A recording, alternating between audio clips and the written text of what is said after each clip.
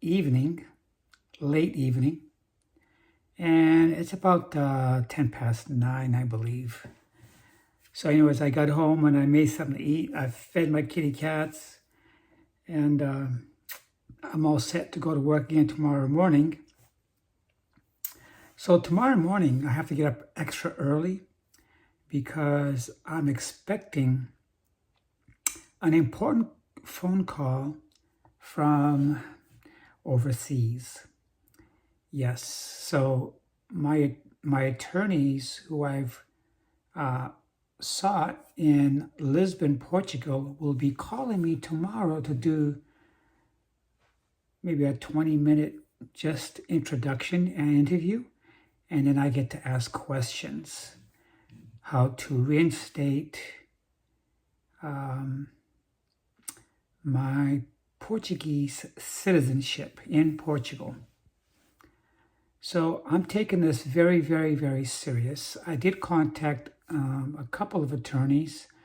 Another attorney did contact me and explain to me briefly what I thought was possible. And I did return her email, and she hasn't got back to me yet. But I do still have another interview tomorrow by phone at about 5 a.m. because in Portugal, they're 5 hours ahead of us. So that means that she'll be speaking at about 11 a.m. there. And yeah. So anyways, I've been doing some news searching, and it's because I'm trying to find out what Elon Musk is up to and what his latest interviews are. So as most of you know, if you're following Joe Rogan, which I don't follow him, I just went into his podcast to see who he's got speaking there most recently, and it happens to be Elon Musk last week. And I'm listening to it just a little bit. I didn't listen to the whole thing because it's a couple hours long. I don't have time to listen to a narcissist like that. But I caught up on some highlights that I kind of thought was interesting. So anyways, before I continue, I want to say thank you to all of my subscribers, and especially to those people who are just checking out my channel for the first time. If you guys see something, hear something that resonates with you, then please consider on subscribing. If you subscribe, hit the subscribe key twice, leave me a comment, and share. I'll be right back with more.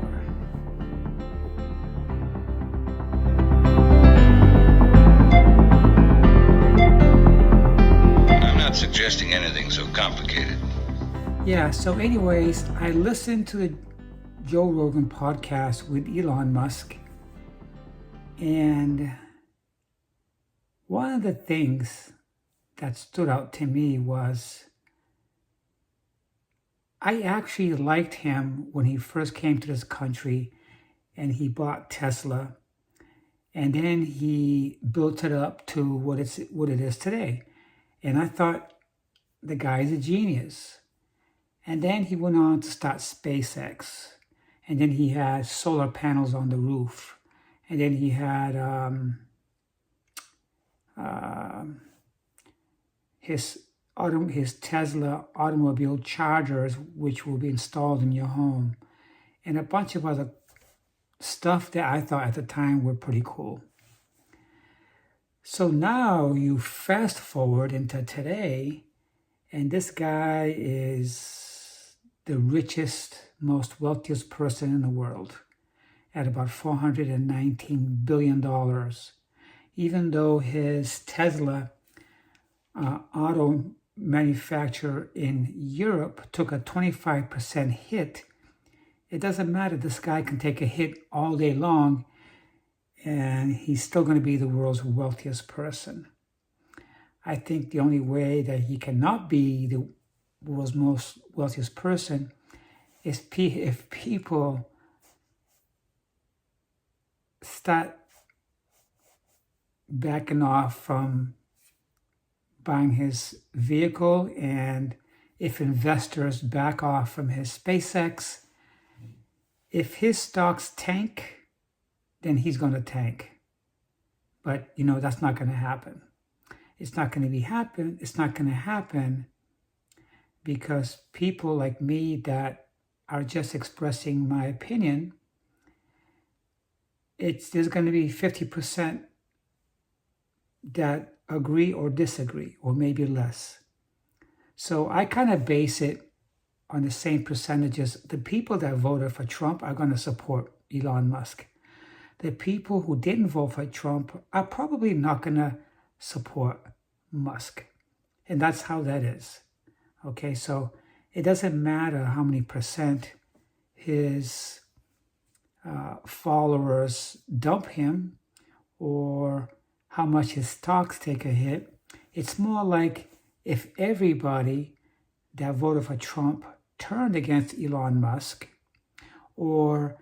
and if everyone that didn't vote for Trump dumps Elon's stocks, then he would fail certainly. But anyways, one of the subjects that he was talking about on Joe Rogan podcast was how he feels that Social Security is a Ponzi scheme. Now we all know what a Ponzi scheme is. A Ponzi scheme is when you start a fake financial investment firm, okay? Like a Charles Schwab. Charles Schwab is not a Ponzi scheme. But when people start a investment company, like a Fidelity, or maybe somebody who's a broker, a financial broker, like an investment broker, would go out and sell his products, and he would take each one of his clients' money and keep paying back the ones who reinvested. Every time he collects all these investments or deposits, he pays back the people in there from the same money while he takes a cut, right? So my question is, how can Social Security be a Ponzi scheme when Social Security are not investments? They're not a retirement investment. It's a program that was started by Franklin Delano Roosevelt. And basically, the working people today are paying for the retirees today and in the past, okay? And it's not a Ponzi scheme. It's not a corrupt system. It's a very track-proven system. And the Doge, run by Elon Musk, they've been making claims that Social Security is broken because they're discovering people who are 100 years old. Well, that's very, very common. That's going to happen. But he's saying he's seen 120 years old, 130 years old, 150, 200. So they went ahead and went on the media, the social media, and the news, and there were claims that they're finding people who have been dead for many, many, many, many, many years, and they're collecting Social Security. They're not. That's not possible. They did see different age there along those lines, but those were codes of people who are no longer with us. And it's not showing a collection for them. Okay? So that was in itself a big fat lie. If you think that Elon Musk is credible, then you might want to have your head checked. Have you seen this guy at interviews? The guy can't even speak clearly. His language is not even a stutter. It's a hesitant flow of a speech. And then when he laughs, if somebody says something funny, or if somebody agrees with a comical conversation that he just brought up, he doesn't even laugh correctly. He sounds like a very immature person. And it's kind of crazy for me to say this, because this is the world's wealthiest man. He got wealthy for a reason. He got wealthy because he's a hard worker. He's a hard worker. And to be honest with you, I think he's probably identified that material things don't make you happy because he lives in a box. He lives in a box. Some people might find him noble because he has all these children. He brought employment to our country. But if you really look at it, a lot of the things he's doing are backed by taxpayer money, like you and me. We're paying him through taxes, through the Pentagon, okay, for him to get the income and the contracts that he has. It's said that he's got about $50 million of each contract of SpaceX or defense contracts at $50 million or better apiece. That's a lot of money. And this is the guy that Donald Trump has passed on tax cuts to. A guy like that. It doesn't make any sense. It doesn't make any sense whatsoever. So I think it's pretty offensive. It's pretty greedy, pretty evil to say that somebody, an elderly person who's about in his 60s or 70s, who's collecting about $62 a day, is bankrupting or is involved in a Ponzi scheme. I don't know what to make of it. I don't know what to make of it. I can't believe people are actually supporting this. And they are. You'll see it on Facebook. You'll see it on YouTube. You'll see it on different social media groups. People who line up with Donald Trump. At my job today, while I was at work, I saw a customer wearing a veteran's hat. He must be in his 80s. And I see people like this all day long. And you know what I do? I go up to them and I say, did you know that of all those people that were in federal jobs that were employed by the federal government, 30% of those people they fired are veterans. They let go of 30% of veterans. They no longer work. And some of them were handicapped. And they fell under the category of the DEI. Okay? They let him go. And you know what he said to me? Well, the government got to start cutting these jobs that people are not really working, where they're not needed. And I looked at him. I looked at his hat on his head where it says veterans and Vietnam and all that stuff. And I couldn't believe he said that. He's a Trump supporter.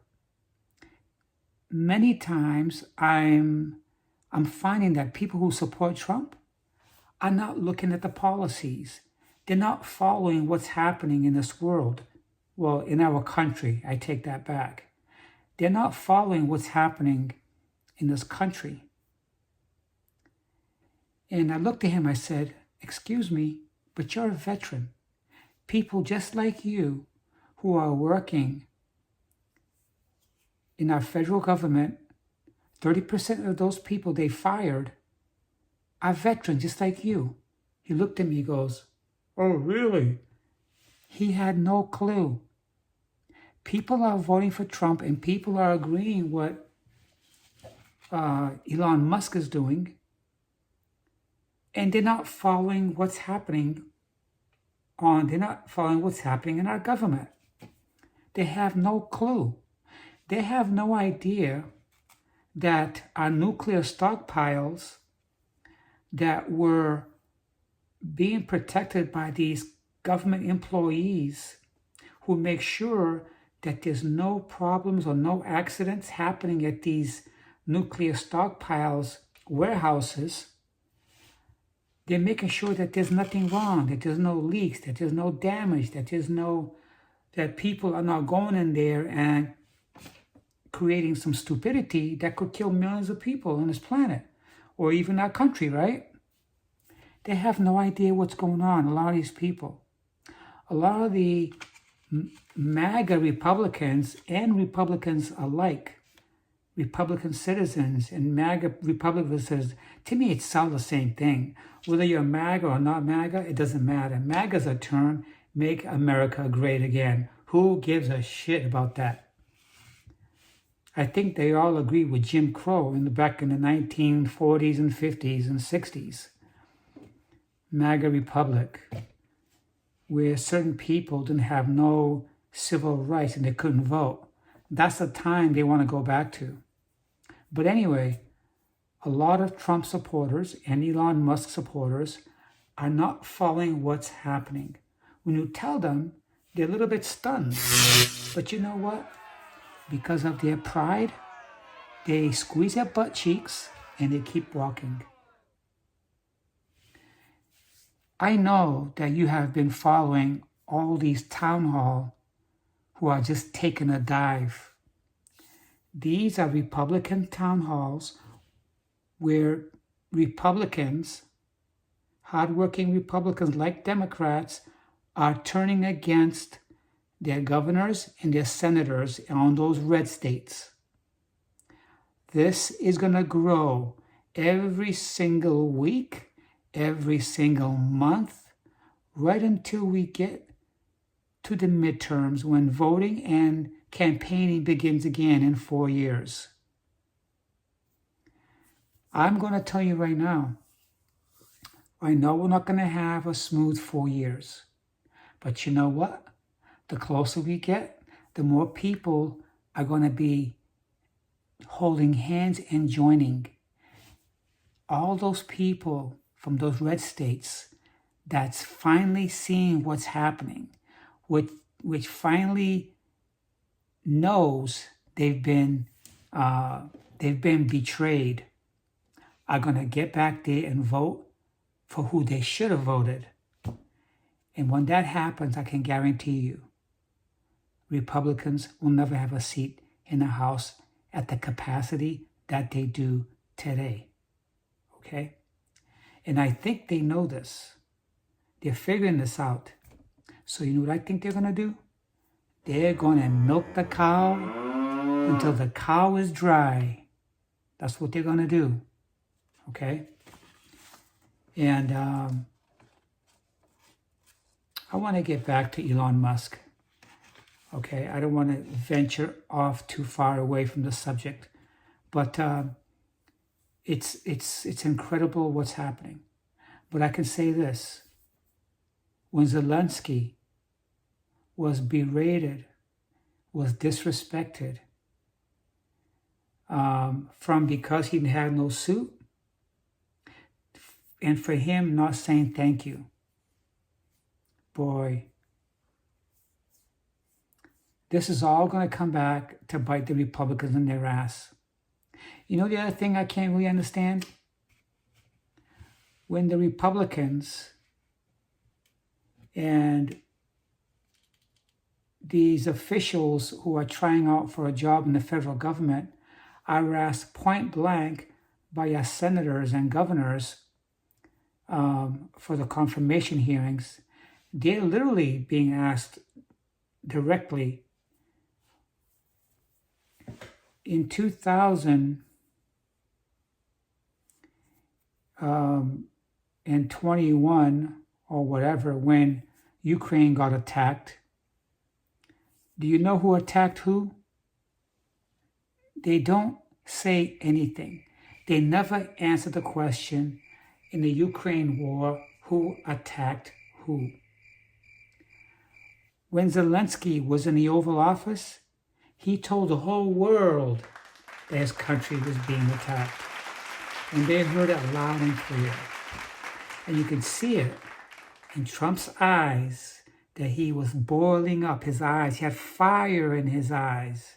Fire, just burning. And you can see how antsy J.D. Vance was.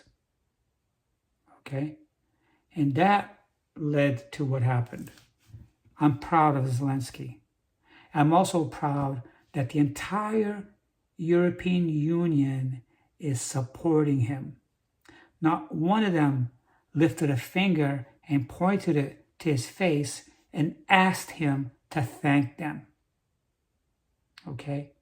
Because every one of those people knew he thanked the United States. And we all heard it when he thanked them.